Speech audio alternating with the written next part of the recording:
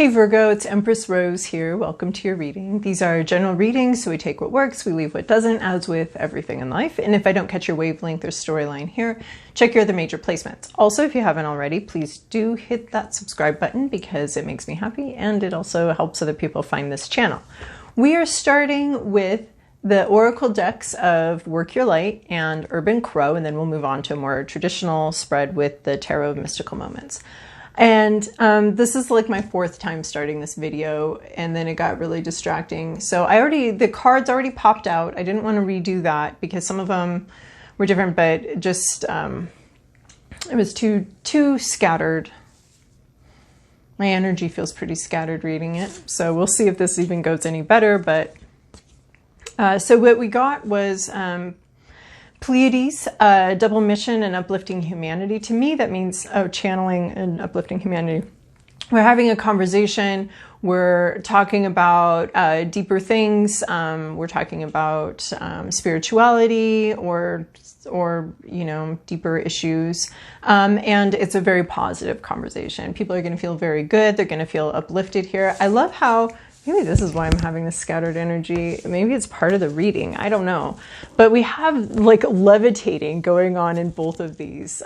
Floating, levitating. So some sort of lightness and being in that lightness. And then we have awakening. We have energetic upgrades, a new way of being, integration. So this is this, I don't know what this is depicting, a lightness. But to me, awakening is like what we were talking about with Leo. This week was like ourselves as large mansions full of so many rooms we can't possibly attend to all of them or clean all of them or enjoy all of them throughout our lifetimes. And sometimes rooms in that mansion get shut because of trauma or because we're bored of them or whatever, but they always still sit there and we can choose to reopen them someday or not. But there's just so much to ourselves that we don't need to. It would be impossible really to enjoy all of the parts of ourselves or be all of those fully engaged with all of those rooms. Like, right, we can't just go through the rooms of our mansion of self and spend 5 minutes in each. So that's not a very deep relationship with self. So awakening to me is about one of those rooms of yourself being opened up. We're dusting off the furniture. We're cleaning things up in there. We're allowing the fresh air in. We're re-enjoying this room of ourself. So that's what the awakening card means to me, is this not necessarily a new way of being. It's part of who we are. It's always been part of who we are, but more, it becomes part of our daily lives. The integration, this room is now being used on a daily basis, or now we have access to it, and we are enjoying that room of ourself. And then also this awakening one was really interesting to me because it flipped around in the deck and stayed right in the deck, but flipped. To me, that's always something that's kind of slipping in under the radar, maybe a little secretive part of it. Some part of you reawakening, but you're not talking about it yet. It looks like you might be talking about it, might be having some really positive, lighter energy conversations about that part, but so far you haven't spoken about it, and you've kept it to yourself. Some of this new room of yourself that you have accessed and opened in this part of yourself. And then we have Bond. I mean, it's a pretty straightforward card. This would be our Two of Cups card in the regular tarot. It's a real heart connection. So that may not be about a relationship. It can't, I mean, we've got conversation here though, so it could be relationship oriented. But this is a strong bond. Crows mate for life for the most part. And so this is, and it's not necessarily a person. It could be a job. It could be an interest or a hobby that's been part of you this whole time. It's been in this room that's maybe been shut away this whole time, but you are strongly bonded to this other person or this thing. This is like, you know what? I do like painting. I remember I used to love painting, and now I'm going to start painting again. Get out that box of paints, open up that studio, turn off that heater. open up, you know, your painting room and get back to it. So it's something that's been with you this whole time, but you're just now starting to open up to it or starting to explore that part of yourself, even though it's been, you know, it's this lifetime sort of relationship with that. That's interesting. That just occurred to me, the connection between that awakening and that bond. It is a room that's been part of your mansion this whole time, but you might just now be re-engaging with that room of yourself. So, but yeah, it's a lifetime bond. It's here to stay. You know, and whether you're accessing that room or whether you shut that room down, it's still part of your mansion. It sounds, though, that you're going to be talking about it a little bit because we have this Pleiades card here. And then we have an interesting card. We have mimicry. So this is about somebody here. It says, "Come here, Scout." And it's about a crow that learned how to say this dog's name and sort of tease the dog, or in a way, I don't know if it was teasing. Maybe it's just talking to the dog. So it could be, you know, somebody here may be pretending to be something they're not.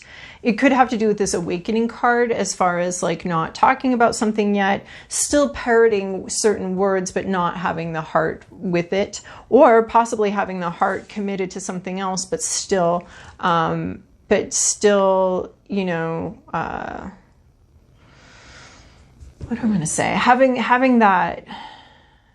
Having the new room be open, but still not talking about it, still not fully engaging with it. I also like mimicry because it has the fake it till you make it, which I saw some misunderstandings about that the other day. I read about a misunderstanding about that phrase. It is like, I want to be this person. I want to be more confident, so I'm going to say confident things about myself. I'm going to try to behave more confidently. And then eventually your inner self kind of like can get up to where you want to be, right? So it's about, or I mean, the way I've heard it about, you know, I want to be okay without alcohol, so I'm going to pretend, I'm going to just say, yeah, no, I don't need that, until my inner self gets to that point. It's almost a commitment to the journey, and having that commitment be on the surface, but having your inner self, while your inner self kind of works its way towards that. So that would be like, maybe, okay, I want to paint. I'm not quite there yet into that room, but I'll have, you know, my subconscious servants go and prepare that room for me, so that I can re-engage with that part of myself. So it could also be having opened up that room, but not talking about it yet. So mimicry is just something on the surface isn't quite as it seems. It doesn't necessarily have to be bad. It doesn't necessarily have to be good, but something on the surface just is expressing something that isn't. One party may be hearing one thing, and the other party may be wanting that other party to hear one thing, but they're not. Yeah, so there's a communication gap there, possibly intentional. All right. Whew. I don't know if that was better than the first one or two, but I was a little less distracted and my phone didn't cut out 12 times, so that's good. All right. Let's see. For Virgo.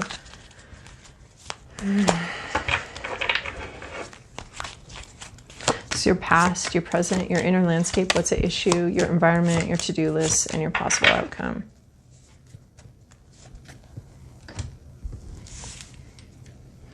Okay, in your recent past, you have King of Swords. This could be a person or an energy. This could be you, or this could be somebody else. So in your recent past, you have King of Swords. You have someone who sees things very clearly, very fairly. And they see the truth, and they can handle the truth very, they're very skilled at that. And the King of Swords sees both sides, understands the situation. The kings are about like what's good for everybody, what's They're about, you know, communicating a sense of mastery. So there's someone here who's very knowledgeable, possibly, very good communicator, very clear communicator, and there's a level of mastery that's been reached. They do tend to wield their communication skill and their intellectual skill in a way that's very balanced and very fair. They're not just about communicating what they think and what they believe. They're able to integrate, you know, what they think and what they know and what they want to communicate in with what's good for other people. Very balanced. It's a very balanced connection to the intellect and to their own communication and clear communication. That's also compassionate and caring and benefiting the whole kingdom and the people in their life. So so you've either had someone like this in your life, or this has been you, a place where you've been able to achieve this sort of balance, fairness. You know, the sword is not being brandished, but it is being held. So there's a sense here of not being defensive, not being attacking, but also being willing to say what needs to be said, but in a way that people can hear. In your current situation, we have the Six of Pentacles energy. This is about the flow of resources and lauding resources. This could be time, this could be money, and this is about generosity. We have this balance here. The scales being balanced here, and how we pour tea is not you get one drop, I get one drop, you get one drop, I get one drop. We pour tea into one cup and then the next cup, right? So we don't want to be bean counting. We don't want to be being really stingy or overly specific with our energy and with our time, with our energy, with our money. That we want to plan it out, but there needs to be flow. There needs to be something needs to be flowing. This is a card about generosity. It's also a card about planning that generosity. It's also a card about waiting your turn. So it's not even necessarily your generosity. It could be just waiting your turn for something, or understanding that there's flow here, and at times it seems unfair, but it comes back around, and the resources and the abundance and the the work and the workload and the work rewards all have this flow through life. So this is you know how those resources, the time, the money is allotted. Is it, you know, one for you, one for me, or is it like this time we flow towards you and this time we flow towards me, and allowing that flow to be balanced out. There is a sense of, you know, karmic balance here, where things seem to be out of balance. They might actually be balancing out. So, and that flow of generosity and getting that sort of water wheel flowing with the, you know, we're generous. We have this generosity towards others, and then it comes back around towards us, and that wheel gets flowing.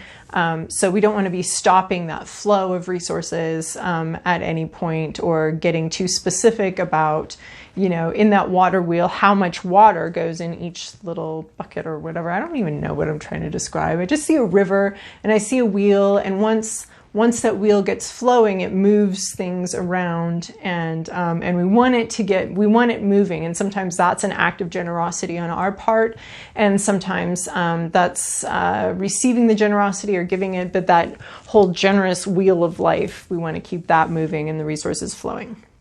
Your hopes, your fears, your inner landscape. You're thinking about this Magician card. You're thinking about making something happen in reality, a dream, a vision, a wish. This is everybody's hope, you know, for our dreams to come true. I see sort of like a little Disney. I see a little Disney here, for these dreams and these wishes to come true. There's a magic wand here. There's all the resources, everything being available to make this dream come true. Everything that you need, all the elements being present, including intellect and a way to think it through. It's not just all magic and fairy tales. There's a sense of being able to think this through and figure out how to make something happen, how to bring something to fruition. The Magician to me also references words, and we've got Pleiades with this uplifting conversation, because abracadabra being the magic word, our words do make a difference. And this also, to me, today in particular, this King of Swords is relating very strongly to this Magician here, to this some sort of intellectual component to this, and word and communication. I mean, and I guess this King of Swords, we also have this King of Swords in this Pleiades card too. This Pleiades card, this channeling, this conversations that uplift other people. This is also the King of Swords, being able to communicate ideas very clearly and very fairly in a way that doesn't bring harm to others and is easy to hear and is easy to hear. So I see some parallels there.